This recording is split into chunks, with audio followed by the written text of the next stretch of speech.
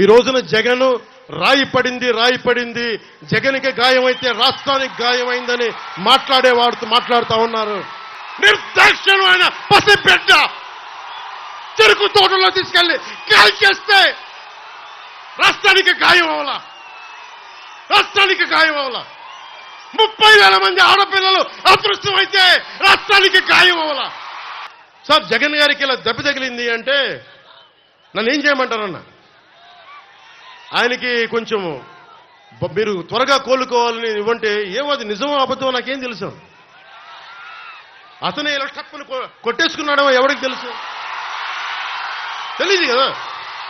ఎందుకంటే కరెంటు పోయింది, దండలు ఉన్నాయంట, ఆ దండల్లో వాళ్ళే రాయిపెట్టి కొట్టుకున్నాడేమో, లేదు నిజంగా పోని ఒకసారి నాన్న పులి కథలాగా ఒకసారి చెప్తే బాగుంటుంది. ప్రతిసారి ఎలక్షన్ రాగానే జరిగితే నిజంగా పులి వచ్చిన నాన్న పులి కథలాగా అది అబద్ధం అనుకుంటాం. సరే నిజంగా మీ మీద రాయిసినోడిని మీరు పట్టుకోండి. ఎదురుగా పొడిచిన వ్యక్తినే ఈ రోజు వరకు మీరు పట్టుకోలేదు. జైలు నుంచి అతను బెయిల్ ఇప్పించారు 5 సంవత్సరాల తర్వాత. కోడికత్తి వ్యక్తినే. ఈ సెంటిమెంట్ డ్రామాలు దయచేసి ఆపండి. ఈ నాటకాలు భరించలేకపోతున్నా.